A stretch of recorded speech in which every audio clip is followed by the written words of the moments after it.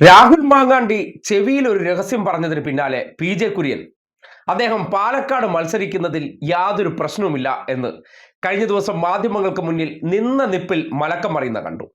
ആ ദൃശ്യം നോക്കിയേ.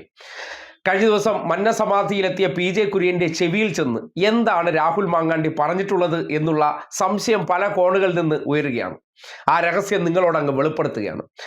അറിയാലോ, പഴയ സൂര്യനെല്ലിയാണ് പി.ജെ. കുര്യൻ എന്നുള്ള കാര്യം. ആ കേസുമായി ബന്ധപ്പെട്ടിട്ടുള്ള ചരിത്രം നിങ്ങൾക്കറിയാം.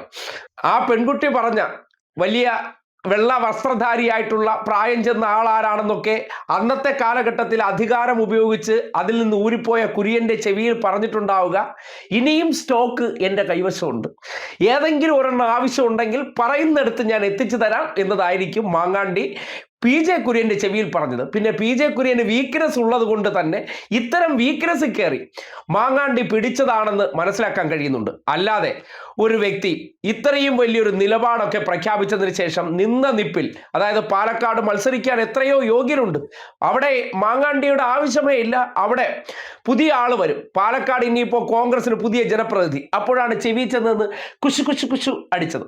ആ കുശു കുശു പറഞ്ഞത് കഴിഞ്ഞ ശേഷം അതെ, നല്ല ചെറുപ്പക്കാരനാണ്, എന്നോട് പ്രത്യേക വാത്സല്യവും താല്പര്യമുണ്ട്, നേരെ കുഴിയിലോട്ട് കാലം നീട്ടിയിരിക്കുകയാണ്. ആ സന്ദർഭത്തിൽ പോലും ഇത്തരം കാര്യങ്ങൾ പറഞ്ഞാൽ, കാര്യം കോൺഗ്രസിലെ പല നേതാക്കന്മാരും തനിക്കെതിരെ ശബ്ദം ഉയർത്താതിരിക്കാൻ വേണ്ടി മാങ്ങാണ്ടി പ്രയോഗിച്ച തന്ത്രം എന്താണോ, തനിക്കെതിരെ പലർക്കും വാ തുറക്കാൻ പറ്റാത്ത അവസ്ഥയിൽ എത്തിച്ചത് എങ്ങനെയാണെന്ന് ഈ നാട്ടിൽ സകലർക്കും അറിയാവുന്നുള്ള ഒരു പകൽ വെളിച്ചം പോലുള്ള സത്യമാണ്.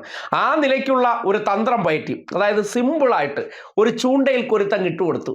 സ്റ്റോക്ക് ഉണ്ട്, ഫോണിൽ വേണമെങ്കിൽ കാണിച്ചു തരാം, അയ്യോ ഓക്കെ ആണ്, എപ്പോൾ കിട്ടും എന്നുള്ളതാണ് അറിയാനുള്ളത്. ഇതാണ് കോൺഗ്രസ് നേതാക്കന്മാർ, നിലപാടുകളുടെ രാജകുമാരന്മാർ എന്ന് പറയേണ്ടി വരുന്നത് ഇതുകൊണ്ടാണ്. ഈ നാട്ടിൽ ആക്രമിക്കപ്പെടുന്ന ഇരയോടൊപ്പമല്ല, വേട്ടക്കാരൻ്റെ കൈവശം സ്റ്റോക്ക് ഉണ്ട്. അത് ഏത് കാര്യത്തിലാണെങ്കിലും സ്റ്റോക്ക് ഉണ്ടെങ്കിൽ എന്താണ് അവസ്ഥ? ഞാനിതാ വന്നു കഴിഞ്ഞേ, എനിക്ക് ഇത്രയും കാലം അവനോടുള്ള എല്ലാ പ്രശ്നങ്ങളും കഴിഞ്ഞു. ഈ അടുത്ത കാലത്ത് രാഹുൽ മാങ്കൂട്ടത്തിന്റെ പ്രവർത്തനങ്ങളെ സംബന്ധിച്ച് അദ്ദേഹം പാലക്കാട് പറഞ്ഞപ്പോൾ വലിയ സൈബർ അറ്റാക്ക് അദ്ദേഹത്തിന് നേരെ ഉണ്ടായി. അങ്ങനെ രാഹുൽ മാങ്ങാണ്ടിയായിട്ടൊക്കെ വലിയ മനപ്പൊരുത്തത്തിലല്ലാതിരുന്ന കുര്യൻ ഒരൊറ്റ രഹസ്യം പറച്ചിലിൽ മാറിയിട്ടുണ്ടെങ്കിൽ വീക്ക്നെസ്സിൽ തന്നെയാണ് പിടിച്ചിരിക്കുന്നത്. വീക്ക്നെസ്സിൽ കയറി പിടിച്ചു കഴിഞ്ഞാൽ പിന്നെ കുര്യനെ പിടിച്ചാൽ കിട്ടില്ല. ഇനി സൂര്യനെല്ലിക്ക് വേണ്ടി അങ്ങ് കുമളി ഗസ്റ്റ് ഹൗസ് അല്ല, എവിടെ വേണോ, പാലക്കാട് ഉൾപ്പെടെ ഈ കേരളത്തിൽ എവിടെ വേണമോ പാഞ്ഞ് ചെല്ലാൻ ഞാൻ തയ്യാറാണ്.